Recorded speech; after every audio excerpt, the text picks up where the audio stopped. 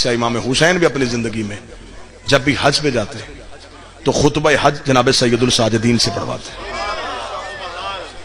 क्योंकि तौहीद बादशाह सज्जाद की जुबान पे जचती बड़ी थी। वहदत का बेहतरीन अमली नमूना थे ये मेरे बादशाह। हज का मौका है, मैंने खुतबा पढ़ना है सरकार का। मालिक खुतबा हज देने के लिए उठे, या हजूम में से 4 शख्स उठे। उन्होंने जनाब सैयदुल साजिदीन से कहा, अली इब्न अल हुसैन रुक, खुतबा बाद में देना, पहले अपना शजरा सुना।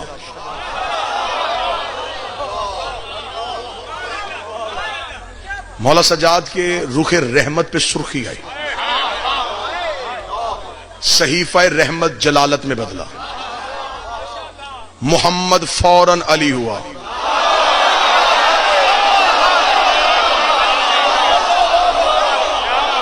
हैबत इलाहिया यूं नूर बन के चमकी।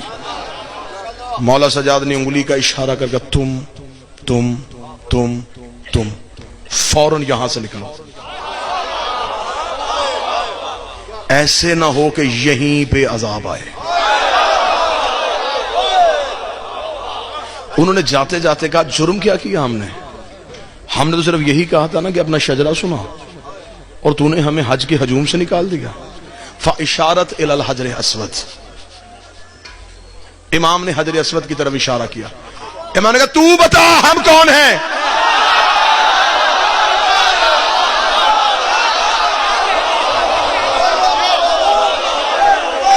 हजर अस्वद ने फिर खुतबा दिया। इस खुतबे को तारीख में कहते हैं खुतबा अबयज़, सफेद खुतबा। मशहद चले जाओ ना मेरे बादशाह इमाम रजा बादशाह के हरम में, तो वहां पे जो उर्दू ज़ायरीन के लिए कमरा वक़फ़ है, तो वहां पे जो मौलवी बैठा उसे जाकर ना खुतबा अबयज़ कहां मिलेगा, वो पीछे अलमारी की तरफ इशारा करके, ये 350-400 जो किताब पढ़ी है ना, ये उसी खुतबे की शरह में लिखी है। इसे खुतबा अबयज़ क्यों कहा गया? अस्वद ने दिया था। अस्वद कहते हैं काले को, अबयज़ कहते हैं सफेद को। काले का दिया हुआ सफेद खुतबा, अस्वद का दिया हुआ नूरानी खुतबा। हजरे अस्वद बोल पड़ा। जब हजरे अस्वद बोला तो लोगों के रंग तब्दील हो गए। उन्होंने सरकारे बादशाह अली ज़ैनुल आबिदीन को घेरे में लिया और लेके कहा, मौला ये पत्थर क्यों बोला? इमाम ने कहा, ये पत्थर नहीं है। शायद अब ये बात पहली बार समातों से टकराए तो दिल से दुआ निकलनी चाहिए। बादशाह ने फरमाया, ये पत्थर नहीं है, जिसे तुम पत्थर समझते हो, ये पत्थर नहीं है। उसने कहा, मौला फिर ये क्या है? फरमाया, ये एक मलके मुकर्रब है, ये एक फरिश्ता है। उसने कहा, फरिश्ता है तो पत्थर बन के क्यों खड़ा है? इमाम ने कहा, पत्थर बन के खड़ा नहीं। इमाम ने कहा, यहां आने से पहले जब हम आलीन में रहते थे, एहसान किया उस बंदे ने जो अब बोला है। पूरे खमसे के बाद अब एहसान है उस बंदे का जो इस सदर में बोला है।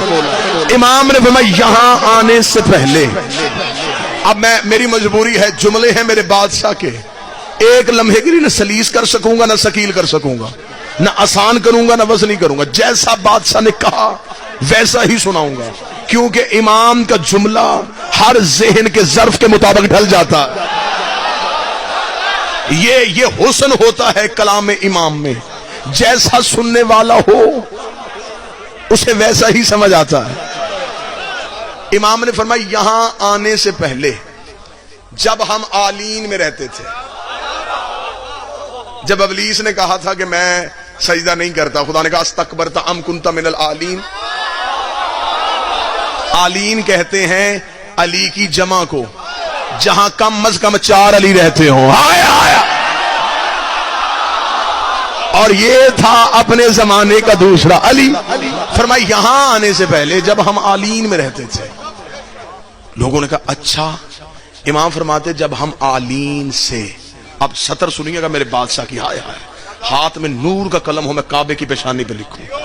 इमाम फरमाते, जब हम आलीन से रूह परवरदिगार बन के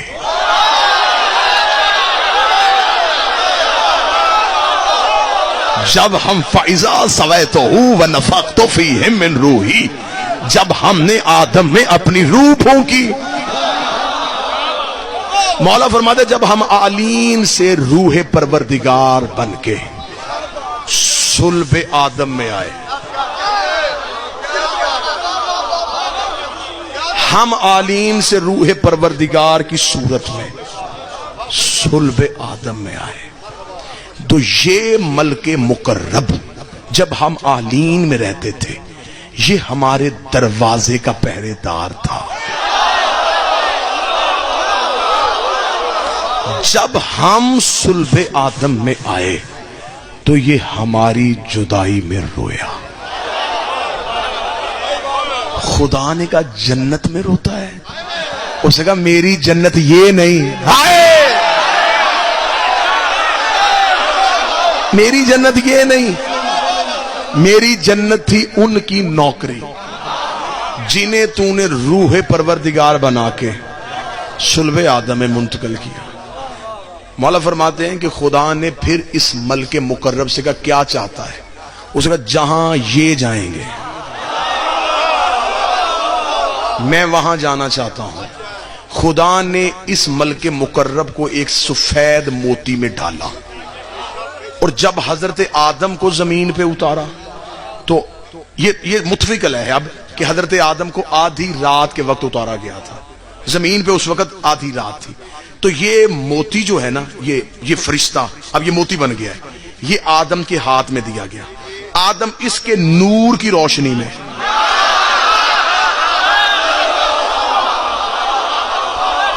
اب مجھے نہیں پتا کون سا ظرف قبول کرے گا، اور میں تنہا بھی رہ جاؤں گا تو مجھے پھر بھی بارے میں ہے.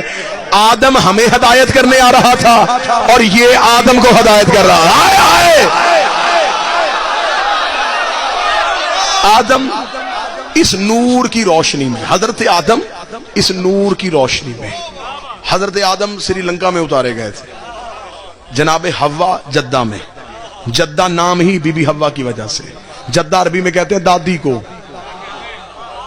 حضرت آدم کو اس نور کی روشنی میں زمین پہ، حضرت آدم اس کی روشنی کے ساتھ زمین پہ اترے. مولا فرماتے ہیں سرکار بادشاہ کہ نوح کے دور تک یہ موتی رہا. پھر جب حضرت نوح کا طوفان آیا تو حضرت نوح نے اس موتی کو اپنے خیمے میں رکھا، جو انہوں نے خیمہ نصب کیا تھا جہاں آج کعبہ ہے، یہاں حضرت نوح نے ایک خیمہ نصب کیا تھا. حضرت ابراہیم نے کعبہ بنایا نہیں تھا، دیواریں اٹھائی تھیں. کعبہ پہلے سے موجود تھا. اب مگر ایک سطر کے لیے میں کہہ دوں تو پھر جتنا عقیدہ سنا جا رہا ہے تو میرا خیال یہ سطر اب یہاں بنتی ہے.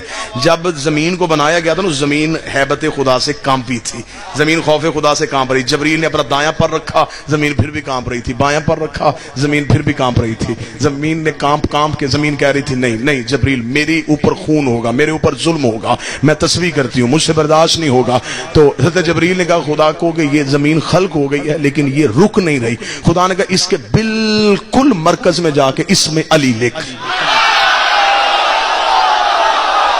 اور جہاں علی لکھے وہی کعبہ رکھ دے. جہاں اس میں علی ہو وہی کعبہ رکھ.